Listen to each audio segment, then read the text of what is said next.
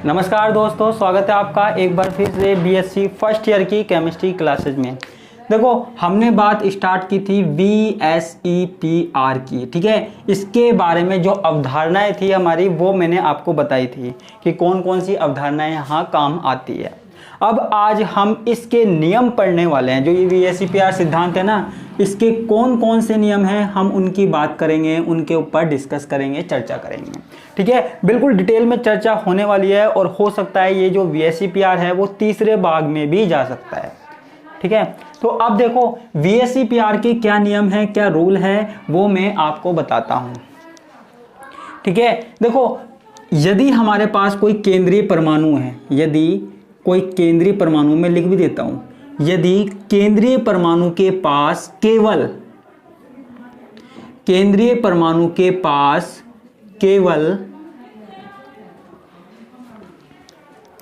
Bond pair है, ठीक है। जैसे हमारे पास कार्बन है, कार्बन हाइड्रोजन से जुड़ा हुआ है इस तरीके से, है ना।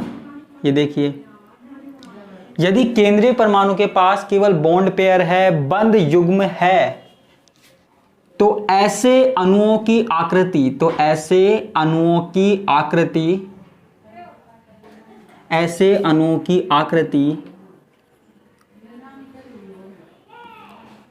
सरल आकृति होती है, ठीक है। ये हमारे पास कोई केंद्रीय परमाणु है, इसके पास केवल बॉन्ड पेयर है, ये बंद युग्म है, बॉन्ड पेयर, ठीक है। इनके अणुओं की जो आकृति है वो सरल आकृति होती है, बिल्कुल सिंपल आकृति होती है। इनमें किसी भी प्रकार की विकृति नहीं होती है, इनमें कोई भी विकृति नहीं होती है,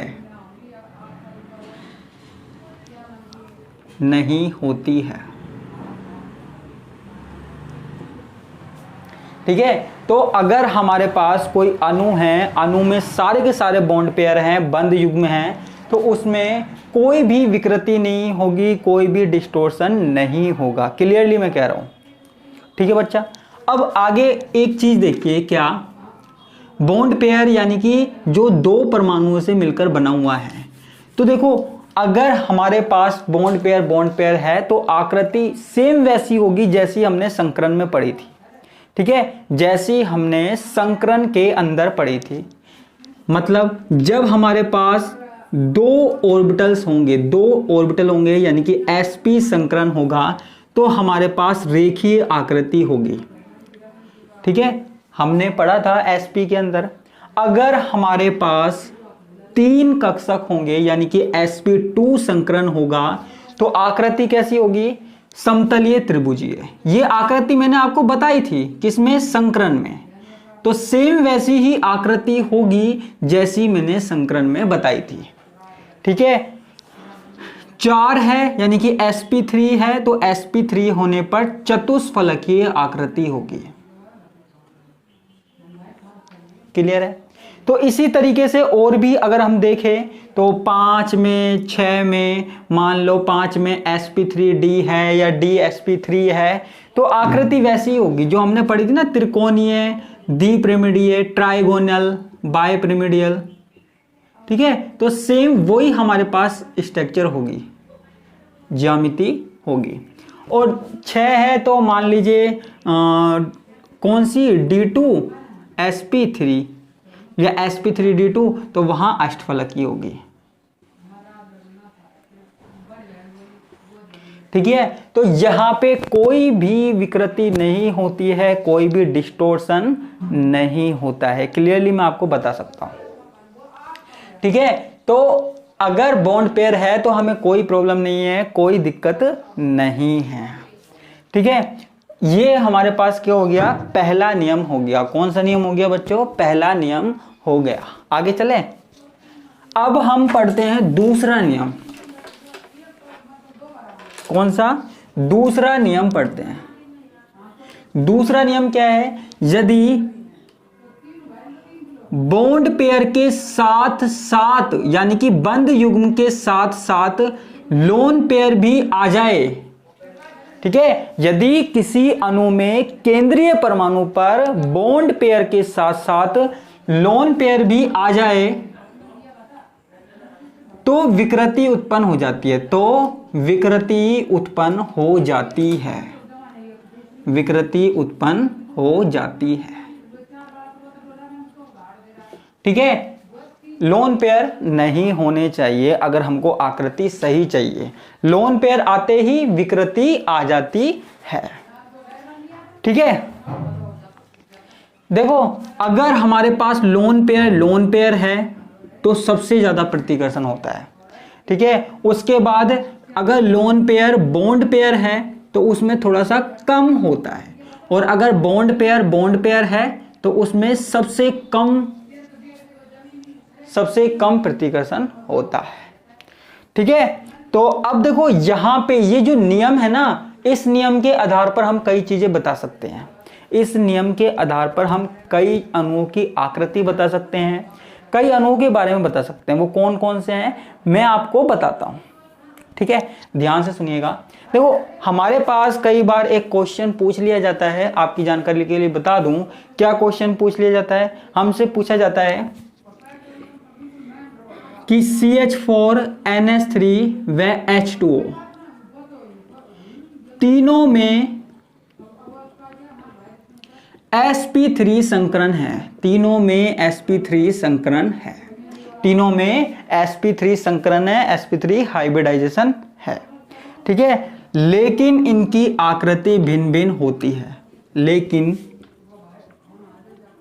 इनकी आकृति भिन्न भिन्न होती है, भिन्न भिन्न होती है। क्यों, कारण बताइए। ठीक है, इसके पीछे क्या कारण है, क्या रीजन है, वो हमको बताना है। ठीक है बच्चा, अब देखो रीजन क्या है इनके बीच में। देखो सबसे पहली बात, CH4 की जो आकृति है ना, इसका आंसर दे रहा हूं मैं। CH4 की आकृति होती है चतुष्फलकीय। ठीक है, अगर NH3 की आकृति है तो NH3 की आकृति होती है थोड़ी सी पिरामिडीय। और अगर हम देखें H2O की आकृति, वाटर मॉलिक्यूल की आकृति, तो इसकी होती है कोणीय या वी शेप, कोणीय या वी शेप होती है। ठीक है, अब जरा ध्यान से देखिएगा, CH4 की चतुष्फलकीय होती है, ये जैसे कार्बन है, ये इस तरीके से। इनके बीच में जो एंगल होता है वो होता है 109 डिग्री 28 मिनट। ठीक है, ये हाइड्रोजन है। ठीक है, तो देखो हमने संकरण में जब sp3 पढ़ा था तो मैंने कहा था sp3 संकरण में चतुष्फलकीय आकृति होगी। तो यहां पे कौन सी आकृति है, चतुष्फलकीय, यानी कि CH4 में तो कोई विकृति नहीं है, CH4 में कोई विकृति नहीं है। इसके पीछे रीजन क्या है, यहां पे सारे के सारे बॉन्ड पेयर हैं। क्या है, सारे के सारे बॉन्ड पेयर है, इसलिए इन सब में समान प्रकार का प्रतिकर्षण लग रहा है, समान प्रकार का रिपल्सन लग रहा है। अब बात करते हैं अगर हम NH3 की। ठीक है, तो NH3 में नाइट्रोजन के ऊपर एक लोन पेयर होता है और बाकी के ये होते हैं 3 बॉन्ड पेयर। ठीक है, इनके बीच का जो एंगल होता है वो होता है लगभग 107 डिग्री 18 मिनट। ठीक है, अब देखो यहां पे एक हमारे पास क्या है, लोन पेयर है, एक लोन पेयर है। और मैंने आपको बताया था कि बॉन्ड पेयर की तुलना में लोन पेयर बॉन्ड पेयर में प्रतिकर्षण ज्यादा होगा। ये लोन पेयर बॉन्ड पेयर को क्या करेगा, रिपल्स करेगा, प्रतिकर्षित करेगा। प्रतिकर्षण के कारण क्या होगा, ये दोनों के दोनों बॉन्ड क्या हो जाएंगे, थोड़े से पास आ जाएंगे। दोनों के दोनों बॉन्ड क्या होंगे, थोड़े से पास आ जाएंगे। और जो एंगल हमारे पास 109 डिग्री 28 मिनट था वो हमारे पास रह जाएगा 107 डिग्री 18 मिनट। क्लियर है। अब बात करते हैं हम H2O की। H2O यहां पे 2 लोन पेयर हैं, आप ये देखिए H2O में 2 लोन पेयर हैं और 2 बॉन्ड पेयर होते हैं, आपने देखे होंगे। ठीक है, अब देखो यहां देखो लोन पेयर में ज्यादा प्रतिकर्षण होता है। अब ये दोनों लोन पेयर आपस में एक दूसरे को प्रतिकर्षित करेंगे, आपस में एक दूसरे को रिपल्स करेंगे और फिर ये lone pair in bond pair को रिपल्स करेंगे। ठीक है, तो इनके बीच का देखो एंगल है जो इस तरीके से कम हो जाएगा। तो जो एंगल पहले 109 डिग्री 28 मिनट था, एक लोन पेयर आने पे 160 डिग्री 18 मिनट हुआ, वो यहां पे घटकर केवल रह जाएगा 104 डिग्री 30 मिनट।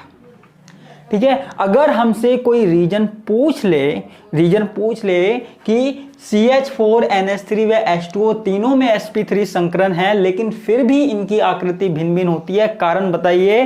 तो कारण क्या है?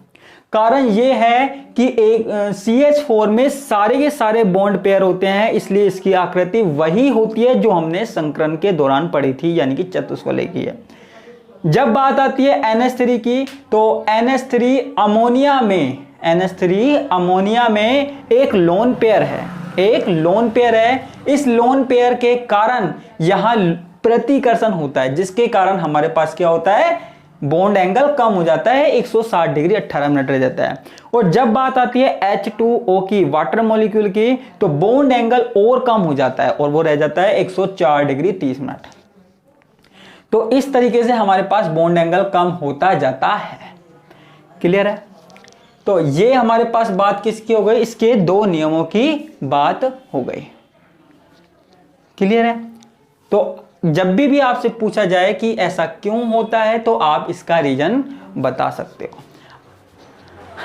ठीक है, तो सिर्फ बॉन्ड पेयर होने से कोई विकृति नहीं होगी, और बॉन्ड पेयर लोन पेयर आने पर, लोन पेयर अगर एक भी आ गया तो विकृति उत्पन्न हो जाएगी, उसमें डिस्टोर्शन आ जाएगा। ठीक है, तो ये हमारे पास किसकी बात हो गई, VSEPR की बात हो गई। किसकी बात हो गई बच्चों, VSEPR की। ठीक है, इसके दो नियम देखो, आज की क्लास में नहीं हो पाएगा, आज की क्लास थोड़ी छोटी हो रही है, लेकिन इसके जो बाकी नियम हैं वो हम देखेंगे नेक्स्ट क्लास में। ठीक है, अगर इसमें आपको कोई प्रॉब्लम है, कोई दिक्कत है, तो आप पूछ सकते हो मुझसे।